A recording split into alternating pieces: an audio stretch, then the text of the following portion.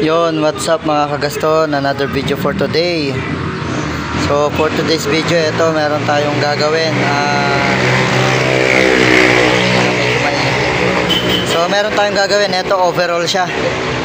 So ano ba ang dahilan ba't overall? So bago lahat, intro muna tayo.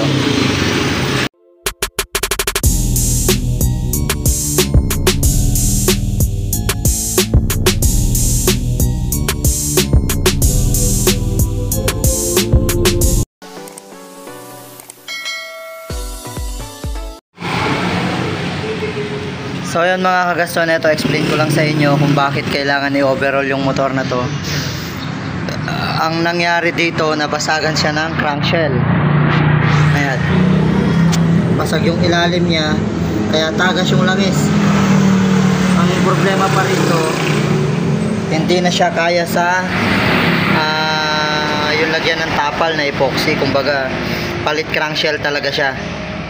So ang ginawa nung may-ari, nag-order na lang siya ng crankshell sa mismong kasa para makuha din daw yata yung mismong engine number. Kaso medyo may kamahalan lang at saka 1 to 2 months daw bago dumating.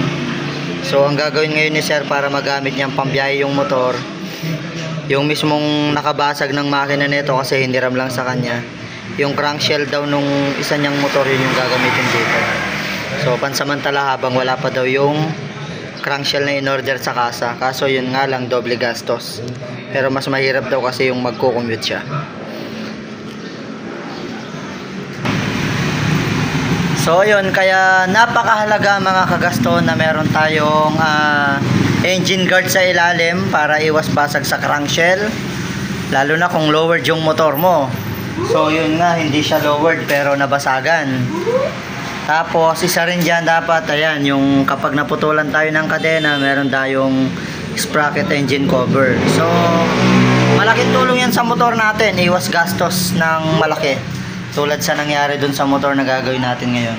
So baklasin muna natin, tuloy natin yung video mamaya. So ayun mga kagaston, nabaklas na natin yung motor ni sir. Ayan, kita nyo naman. So overall yung motor na to, ayan. So ang gagawin natin, palit crankcase. So ito yung kanyang crankcase. Actually basag to sa ibaba, tanggal yung misa, yan, basag. Kumbaga ubos talaga yung langis. So palit crankcase to. Ito yung mga ipapalit natin. So ang ano na lang yan, actually magpapalit din ulit si sir kasi umorder siya ng crankcase sa mismong kasa para makuha din yung mismong engine number. Bali ito pansamantagal lang kasi 1 to 2 months daw yung binigay na palugit ng kasa. So yun lang, doble-doble yung gastos kapag ganun, sabi ko. So kaysa daw walang magamit. Yan, bali dalawang crankshell to. Bali ito, di na mapapakinabangan kasi nga may basag yung ibaba. Mas matindi yung basag niya, so hindi na kaya sa epoxy. So yun yung ipapalit. Ang masaklap pa rito mga kagaston, hiniram lang yung motor. Yung humiram, yun yung nakabasag, naka-aksidente. Kaya minsan hindi masamang maging madamot kasi hindi naman maselan yung tao, ang maselan mismo yung gamit. Dahil pag nasira, yung may-ari pa rin yung gagastos. Yan. So yun mga kagaston, nasalpak na natin yung makina. So head at block na lang yan. Matapos na tayo. Tapos actually di na natin siya tatapusin ngayon. Itutuloy na natin bukas kasi ang oras is magpa 5:30 na. So hanggang 5 PM lang tayo kasi meron tayong lakad ngayon.